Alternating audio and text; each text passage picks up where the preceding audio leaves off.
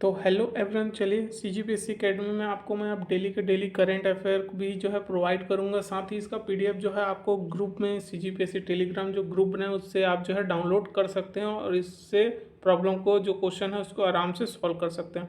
तो इसमें मैंने 24 अगस्त 2022 जितने भी चीज़ हुए हैं, चाहे कौन कौन से टॉपिक पे मैंने करंट अफेयर को कवर किया, राज्य स्तर पे, राष्ट्रीय स्तर पे, बिजनेस स्तर पे, नियुक्ति कौन कौन सी हुई है, महत्वपूर्ण दिवस कब है, बैंकिंग समझौता, अंतर्राष्ट्रीय रक्षा, अर्थव्यवस्था, सम्मेलन भी हुआ है, किसी का निर्धन भी हो, ये सभी टॉपिक को मैंने जो है टॉप 17 क्वेश्चन में कवर किया। तो इसी तरह मैं डेली के डेली 15, 20, 25 तक क्वेश्चन जो है जो डेली का करंट अफेयर वो बताते जाऊंगा, जिससे हमारा करंट अफेयर डेली का अच्छे से कवर अप हो सके। तो चलिए स्टार्ट करते हैं। फर्स्ट करंट अफेयर क्या है उसके अब मैं पूरा डिटेल में बताते जाऊंगा। तो सबसे पहले यहाँ पे देखते हैं एजुकेशन टाउनशिप क्या है। यूपी में बनेगी देश की पहली एजुकेशन टाउनशिप। ठीक है, अमेरिका जैसी देशों की तर्ज पर यूपी में एजुकेशन टाउनशिप विकसित की जाएगी। देश में पहली ऐसी टाउनशिप यूपी में खुलेगी। तो यहाँ से क्वेश्चन बन सकता है कि पूरे देश की पहली एजुकेशन टाउनशिप कहाँ खुलेगी? यूपी में। ठीक है, एजुकेशन टाउनशिप का मतलब क्या है? एजुकेशन टाउनशिप का मतलब एक ही जगह पर सभी प्रकार की शिक्षा व कौशल विकास का प्रशिक्षण आसानी से उपलब्ध कराना है। तो पूरे भारत में कहाँ खुल रहा है? यूपी में। एक क्वेश्चन ये बन सकता है। तो यूपी के सीएम कौन है? योगी आदित्यनाथ ने प्रदेश में ऐसी 5 टाउनशिप विकसित करने का निर्देश दिया है। जल्द यह प्रस्ताव धरातल पर आकार लेगा और मुख्यमंत्री योगी आदित्य के निर्देश पर इस प्रस्ताव का मुख्य सचिव के सामने प्रस्तुतिकरण भी हो चुका है। तो सीएम ने भी यह प्रस्ताव पर मुहर लगा दी है। ठीक है, तो हम तो इसी से रिलेटेड देखते हैं यूपी। यूपी की राजधानी क्या है? यूपी की राजधानी है लखनऊ। तो यहाँ की देखिए, ये मैप है, ये देखिए, इसलिए मैंने मैप इसलिए यहाँ पे ऐड किया ताकि हम इसी से रिलेटेड दोनों को कवर अप कर सके। तो कहाँ है यूपी? ये उत्तर प्रदेश। तो इसकी राजधानी क्या है? इसकी राजधानी है लखनऊ। ठीक है, और लगभग यहाँ की जनसंख्या कितनी है? यहाँ की जनसंख्या से पहले मैं क्षेत्रफल इससे यहीं पे कवर अप करके बता दूँ। यहाँ की जनसंख्या क्षेत्रफल कितना? यहाँ की क्षेत्रफल है 2,40,998 किलोमीटर का स्क्वायर, वर्ग स्क्वायर यहाँ का क्षेत्रफल है। और यहाँ की जनसंख्या कितनी है? यहाँ की जनसंख्या जो है वो 9.95 करोड़। तो सबसे बड़ी जनसंख्या कहाँ की है? देखिए, उत्तर प्रदेश की। ठीक है, और इसी से हम रिलेटेड बात करें तो साक्षरता दर अगर हम उत्तर प्रदेश की बात करें तो 69.7% जो है साक्षर हो चुके हैं। और यहाँ पे जिलों की संख्या कितनी है? यहाँ 75 जिले हैं। तो इसी तरह मैं जितने भी टॉपिक आएगा उसको कवर अप करते जाऊँगा ताकि हम जो है पूरा सॉल्यूशन के साथ अच्छे से कर सके जाके, ताकि फ्यूचर में चाहे कोई भी एग्ज़ाम आए, चाहे एसएससी हो, स्टेट एग्ज़ाम हो, तो हमको ये पूरा जानकारी याद रहे और इससे हमारा पूरा प्रिपरेशन भी होता जाएगा। नेक्स्ट क्वेश्चन देखते हैं। चलिए, ये देखिए, पीएम ने फरीदाबाद में अमृता हॉस्पिटल का उद्घाटन किया। ठीक है, तो यहाँ से बहुत इंपॉर्टेंट क्वेश्चन बन सकता है। प्रधानमंत्री नरेंद्र मोदी ने हरियाणा के फरीदाबाद में अमृता अस्पताल का उद्घाटन किया। तो यहाँ से क्वेश्चन ये भी बन सकता है कि अमृता हॉस्पिटल कहाँ पे है? तो किसने उद्घाटन किया? तो ये हरियाणा के फरीदाबाद में है। जो लगभग 133 एकड़ में बने इस अस्पताल में 2600 बेड उपलब्ध कराए जाएंगे। कब हुआ इसका ओपनिंग? 24 अगस्त 2022 को। ठीक है, इस अस्पताल को बनाने पर करीब 6,000 करोड़ रुपए का खर्च होगा। यह विश्व स्तरीय इलाज की सुविधा मिलेगी। इलाज की अत्याधुनिक सुविधा से लैस इस अस्पताल का प्रबंधन माता, ये जो हम यहाँ पे देख रहे हैं ना, ये क्या नाम है? माता अमृतानंदमयी, ये। ठीक है, इसीलिए मैंने जो है पीक भी इसमें ऐड किया ताकि हम पीक के साथ में देख के हमको वो चीज़ याद रहेगा। ठीक है, तो हरियाणा के सीएम कौन है? मनोहर लाल खट्टर, यहाँ पे देखिए। और इसी से रिलेटेड मैं हरियाणा कहाँ पे है ये देख लेते हैं। हरियाणा कहाँ पे है? ये यहाँ के सीएम कौन है? मनोहर लाल खट्टर। ठीक है, यहाँ की राजधानी क्या है? यहाँ की भी राजधानी है चंडीगढ़। पंजाब की राजधानी भी चंडीगढ़ है। और बात करें चलिए यहीं पे इसका क्षेत्रफल कितना है? हरियाणा का क्षेत्रफल है, मैं बता दूं, यहाँ का 44,212 किलोमीटर का वर्ग स्क्वायर में फैला हुआ है हरियाणा क्षेत्र। और जनसंख्या की बात करें हरियाणा की तो लगभग 2.53 करोड़ यहाँ की जनसंख्या है। और साक्षरता की बात करें तो 76.6% लोग यहाँ साक्षर हो चुके हैं। और जिलों की बात करें तो यहाँ पे जिलों की संख्या है 21। ठीक है, तो मैं ये रिलेटेड बताते जा रहा हूँ। चलिए नेक्स्ट क्वेश्चन देखते हैं। आई होप अगर अमृता हॉस्पिटल कहाँ है, तो अगर कभी भी क्वेश्चन फ्यूचर में हमको देखने को मिलेगा तो गलत नहीं होगा। तो नेक्स्ट क्वेश्चन, अंडानी समूह ने एनडीटीवी में 55.18 हिस्सेदारी का लक्ष्य रखा है। ये अंडानी ग्रुप ने परोक्ष तरीके से नई दिल्ली टेलीविजन लिमिटेड एनडीटीवी में 29, अभी देखें ये क्वेश्चन अलग अलग तरीके से पूछेगा, लगभग 55.18 की हिस्सेदारी रखने का लक्ष्य रखा है। लेकिन अभी कितना हिस्सेदारी खरीद ली है पूछा जाएगा तो याद रखना 29.18% की हिस्सेदारी खरीद ली है, जो अभी करेंट में इसने लक्ष्य 55.18 का रखा है। रिपोर्ट के अनुसार अंडानी ग्रुप एनडीटीवी की 55.18% हिस्सेदारी खरीदना चाहता है। ठीक है, यही वजह है कि 26% हिस्सेदारी और खरीदने के लिए उसने 294 करोड़ रुपए में एक ओपन ऑफर दिया, जिसका फेस वैल्यू 4 रुपये है। ठीक है, तो यहाँ से इम्पोर्टेंट क्वेश्चन यही बन सकता है कि अभी कितना खरीद लिया? 29.18%। अभी रखा है इतना। और चलिए नेक्स्ट क्वेश्चन देखते हैं। नेक्स्ट क्वेश्चन, एचपीसीएल ने गोबर से संपीड़ित अपने पहले बायोगैस परियोजना की शुरुआत की। तो एचपीसीएल ने हरित ऊर्जा और पर्यावरण प्रबंधन के लिए प्रतिबद्धता की दिशा में एक उत्कृष्ट कदम के तहत राजस्थान के संचोर में गोबर से संपीड़ित बायोगैस परियोजना की शुरुआत की। तो क्वेश्चन इंपॉर्टेंट यही है कि एचपीसीएल ने कहाँ पे हरित ऊर्जा पर्यावरण मतलब जो ओपन जो संपीड़ित बायोगैस की परियोजना की, तो आपको क्वेश्चन ये है राजस्थान के संचोर में। तो ये राज्य याद रखना है, राजस्थान। ठीक है, ये एचपीसीएल की पहली परियोजना होगी। बायोगैस का उत्पादन करने के लिए संयंत्र में हर दिन 100 टन गोबर का उपयोग करने का प्रस्ताव है, जिसका ऑटोमोबाइल ईंधन के रूप में उपयोग किया जा सकता है। इस परियोजना को 1 साल की अवधि में चालू करने का प्रस्ताव है। तो यहाँ से क्वेश्चन पूछ सकता है, अभी जो रेलवे, बैंकिंग, कोई भी क्वेश्चन में ये आ सकता है। नेक्स्ट देखते हैं। Debasisa Mohanty National Institute of the Immunology का निदेशक नियुक्त हुए हैं। ठीक है, कार्मिक मंत्रालय के आदेश के अनुसार वरिष्ठ वैज्ञानिक देबासीसा मोहंती को national Institute of the immunology NII के निदेशक के रूप में नियुक्त किया गया। बता दें कि ये वर्तमान में संस्थान में स्टाफ साइंटिस्ट के रूप में कार्यरत थे। ठीक है, इसका मुझे पिक नहीं मिल पाया इसलिए मैंने इसमें अपलोड नहीं कर पाया। अब नेक्स्ट देखते हैं, राजेश वर्मा अभी जस्ट हमारे राष्ट्रपति बनी है द्रौपदी मुर्मू। तो राजेश वर्मा को राष्ट्रपति द्रौपदी मुर्मू के सचिव के रूप में नामित किया गया है। IAS राजेश वर्मा को राष्ट्रपति द्रौपदी मुर्मू का सचिव नियुक्त किया गया। कार्मिक मंत्रालय के आदेश के अनुसार कारपोरेट मामलों के सचिव, अभी ये कारपोरेट मामलों के थे के सचिव राजेश वर्मा को यह जिम्मेदारी दी गई है। ये है, पिक देख सकते हैं।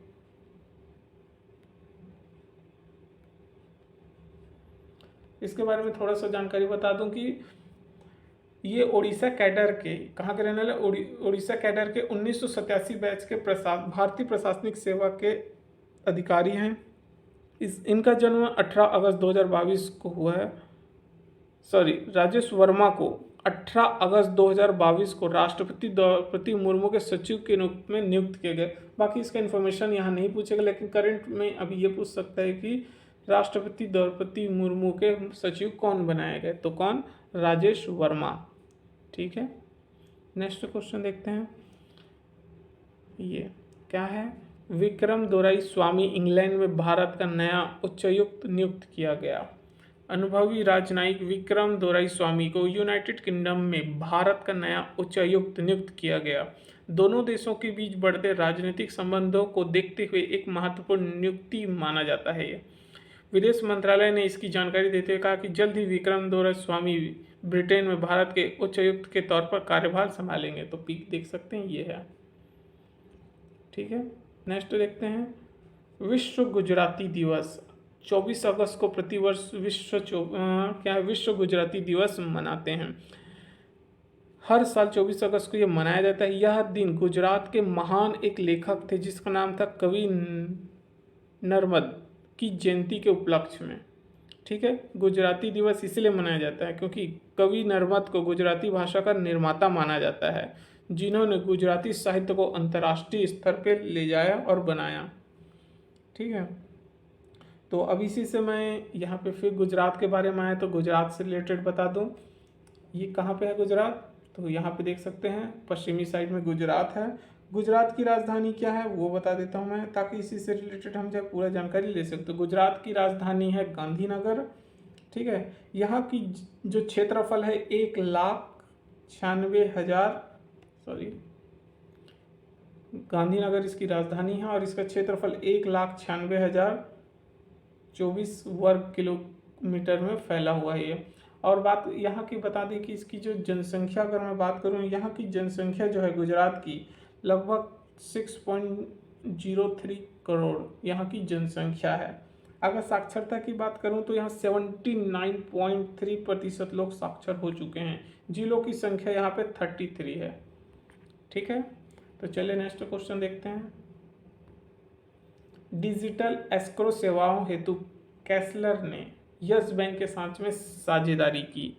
एक डिजिटल एस्क्रो प्लेटफॉर्म कैसलर ने बैंक, कौन से बैंक? यस बैंक के साथ। तो यहाँ से क्वेश्चन बन सकता है कि एक डिजिटल एस्क्रो सेवा हेतु कैसलर ने किसके साथ साझेदारी की? यस बैंक के साथ। ठीक है, इसमें बस इतना ही था। नेक्स्ट देखते हैं। एरेडा ने हरित ऊर्जा परियोजना को ऋण प्रदान करने के लिए महाप्रीत के साथ समझौता ज्ञापन पर हस्ताक्षर किए। ये इमेज यहाँ पे देख सकते हैं।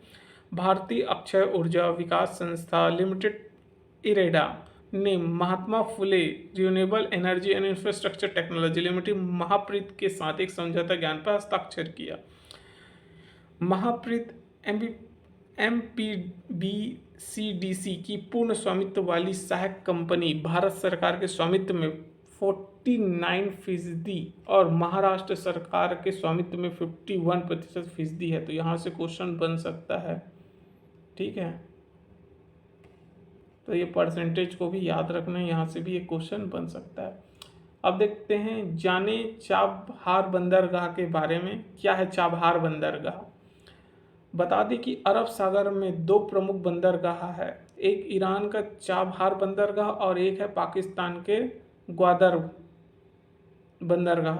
भारत ने साल 2016 में प्रधानमंत्री नरेंद्र मोदी ने ईरान दौरे के वक्त चाबहार बंदरगाह को लेकर ईरान के साथ में एक समझौता किया था। यह समझौता भारत के लिए राजनीतिक रूप से बेहतर महत्वपूर्ण है। बता दें कि पाकिस्तान का ग्वादर बंदरगाह चीन पाकिस्तान आर्थिक गलियारा CPEC का हिस्सा है। ठीक है, चलिए नेक्स्ट देखते हैं। यहाँ पे अभी बहुत महत्वपूर्ण जो अभी रक्षा मंत्री है जो है राजनाथ सिंह ने क्या किया वो देखते हैं। रक्षा मंत्री राजनाथ सिंह ने ताशकंद में 3 देशों के साथ रक्षा मंत्रियों के साथ में बातचीत की। तो इसके बारे में पढ़ते हैं थोड़ा। रक्षा मंत्री राजनाथ सिंह ने ताशकंद की अपनी 3 दिवसीय यात्रा, कहाँ की यात्रा की है? ताशकंद की अपनी 3 दिवसीय यात्रा से पहले दिन इन्होंने उज्बेकिस्तान, कजाकिस्तान और बेलारूस के अपने समकक्षों के साथ अलग अलग द्विपक्षीय बातचीत की। वे संघीय सहयोग संगठन SCO के मंत्रियों के सम्मेलन में भाग लेने के लिए उज्बेकिस्तान की राजधानी ताशकंद में है। तो यहाँ से क्वेश्चन बन सकता है कि उज्बेकिस्तान, देखो कहीं कहीं पे हमको ना उसकी राजधानी पूछते ना तो उस समय हमको याद नहीं रहता। तो उज्बेकिस्तान की राजधानी क्या है? ताशकंद। ठीक है।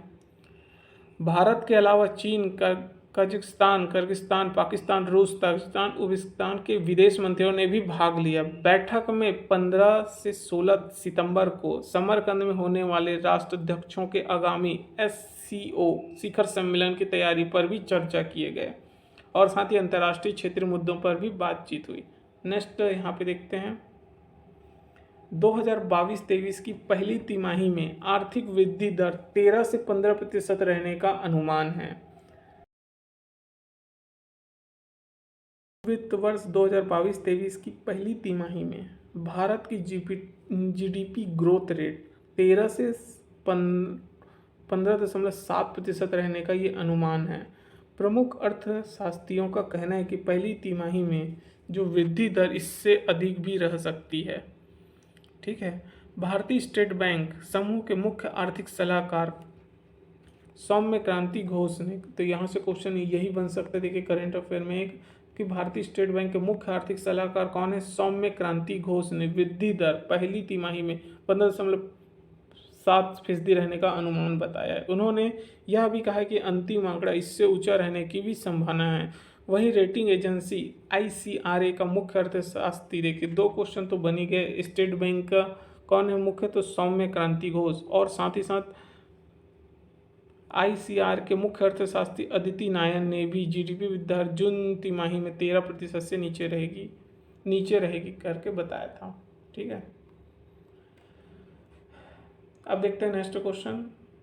भोपाल में अमित शाह की अध्यक्षता में, ये देखिए भोपाल में अमित शाह की अध्यक्षता में मध्य क्षेत्रीय परिषद की 23वीं बैठक की गई। केंद्रीय गृह और सहकारिता मंत्री अमित शाह ने भोपाल के मध्य क्षेत्रीय परिषद की 23वीं बैठक की गई। तो क्वेश्चन कौन से नंबर की बैठक है वो भी पूछा जा सकता है। तो 23वें नंबर की बैठक थी। बैठक में मध्य प्रदेश के मुख्यमंत्री शिवराज सिंह चौहान, उत्तराखंड के मुख्यमंत्री पुष्कर सिंह धामी शामिल हुए, जबकि उत्तर प्रदेश के मुख्यमंत्री योगी आदित्यनाथ और छत्तीसगढ़ के मुख्यमंत्री भूपेश बघेल वर्चुअल के माध्यम से शामिल हुए। ठीक है। और बैठक में सदस्य राज्यों के वरिष्ठ मंत्री, केंद्रीय गृह सचिव और अंतर्राष्ट्रीय परिषद सचिवालय के सचिव और सदस्य राज्यों के मुख्य सचिव और राज्य सरकार और केंद्र मंत्रालय के विभाग के वरिष्ठ अधिकारी भी उपस्थित रहे। तो इसका क्या उद्देश्य था मैं नेक्स्ट में दिखाता हूँ। इसमें कुछ इसका उद्देश्य क्या था इस बैठक का, तो हम देखते हैं कि इसका उद्देश्य क्या था। 23वीं केंद्रीय क्षेत्रीय परिषद बैठक की उद्देश्य देखते हैं। केंद्रीय गृह मंत्री अमित शाह ने लोगों को संबोधित किया और कहा कि सरकार जो है पूरी तरह से केंद्रीय क्षेत्रीय परिषद में शामिल नक्सल प्रभावित क्षेत्रों में वामपंथी उग्रवाद के मुद्दों को संबोधित करने पर केंद्रित है। उन्होंने कहा कि इन क्षेत्रों में विकास के लिए कई महत्वपूर्ण प्रयास भी किए हैं और इनके सकारात्मक परिणाम सामने आए हैं। अमित शाह ने घटनाओं, हिंसा और मरने वालों की संख्या के बारे में तुलनात्मक जानकारी साझा करते हुए कहा कि केंद्र सरकार वामपंथी उग्रवाद से प्रभावित क्षेत्रों में सुरक्षा बलों को लगातार बढ़ा रही है। इसके मुख्य बिंदु क्या क्या थे वो मैं बता दूं। केंद्रीय गृह मंत्री ने कहा कि देश के प्रधानमंत्री श्री नरेंद्र मोदी के नेतृत्व में सरकार बनने के बाद मध्य क्षेत्रीय परिषद में शामिल नक्सल प्रभावित क्षेत्रों में नक्सलवाद की समस्या से सख्ती से निपटने के साथ साथ इन क्षेत्रों में विकास के लिए भी अनेक महत्वपूर्ण कदम उठाए गए हैं। उन्होंने कहा कि इसके अच्छे परिणाम निकले जब 2009 में वामपंथी उग्र हिंसा चरम सीमा पे थी, तब वामपंथी उग्रवादी हिंसा घटनाओं की संख्या 2258 थी, जो 2021 में घट के 509 हो गई। बहुत आंकड़े जो है देख सकते हैं। उन्होंने कहा कि 2019 में वामपंथी उग्रवाद की घटनाओं में बहुत तेजी से कमी आई है। 2009 में वामपंथी उग्रवादी हिंसा 1005 लोगों की मृत्यु हुई, जबकि 2021 में 147 लोगों की जान गई। उन्होंने कहा कि वामपंथी उग्रवाद प्रभावित क्षेत्रों में जितना अधिक विकास होगा, वामपंथी उग्रवादियों में भर्ती उतनी ही कम होगी और इसके धन इकट्ठा करने के स्रोत भी समाप्त हो जाएंगे। केंद्रीय गृह मंत्री ने वामपंथी उग्रवादी प्रभावित राज्यों से अनुरोध करते हुए कहा कि इस समस्या से निपटने के लिए और अधिक ध्यान देने की जरूरत है, केंद्रित करने के लिए इस समस्या से जड़ को समाप्त करने की बात कही है।